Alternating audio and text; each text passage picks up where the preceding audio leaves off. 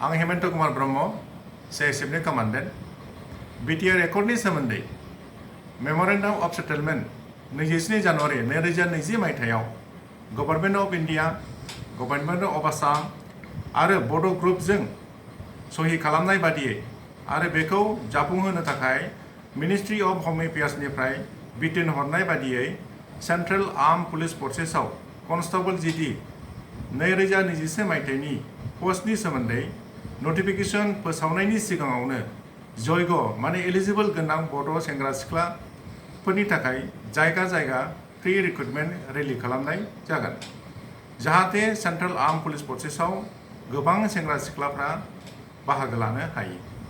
Central arm police फर्सेस माने BSF, CASF, CRPF, ITBP आरो SSB बिसोर गासिबो सेन्ट्रेल आर्म पुलिस फर्सेसनि मोनसे बाहागो।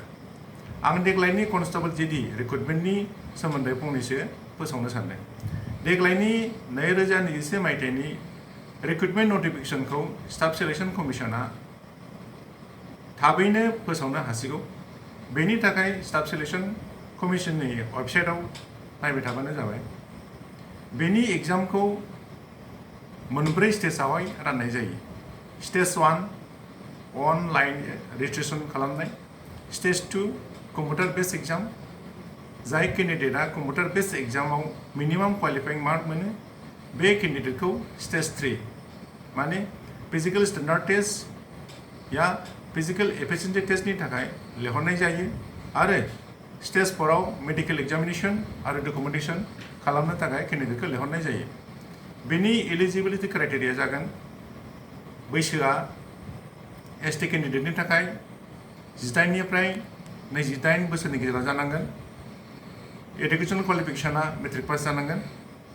फिजिकल एफिशिएन्सि टेस्ट बेवहाय खारनाय थायो। खारनाया हौवासाफोरनि थाखाय 5 किल'मिटारखौ 24 मिनिटनि गेजेरावहाय फोजोबनो हानांगोन आरो हिन्जावसाफोरनि थाखाय 1.6 खौ 8.5 मिनिटआवहाय खारनायखौ फोजोबनो हानांगोन।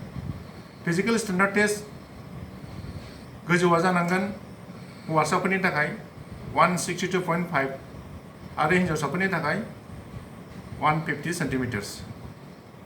सेस हौवासाफोरनि थाखायल' नर्माल साइजआ 76 सेन्टिमिटार्स आरो बेखौ 5 सेन्टिमिटार फेदेरनो हानांगोन। स्किम अफ एग्जामिनेशना जाबाय कम्पिउटार बेस्ड एग्जामिनेशन, बेखौ स्टाफ सिलेक्शन कमिशना लायो। अबजेक्टिभ टाइप पेपाराव गासै 100 कुइसन्सनि 100 मार्क थागोन। 100 कुइसन्सआ मोनब्रै पार्टनि।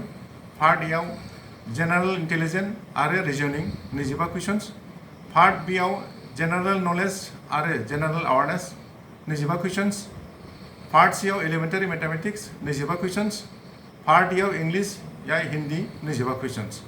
बेनि मोड अफ सिलेक्शना computer based examination, physical efficiency test, physical standard test आरो मेडिकेल एग्जामिनेशन। कम्पिउटार बेस्ड एग्जामिनेशना इंलिश आरो हिन्दीआवल' जागोन। फाइनाल सिलेक्शना कम्पिउटार बेस्ड एग्जामिनेशन स्कर मोननायनि सायाव मेरिट लिस्टजों सायख'नाय जागोन।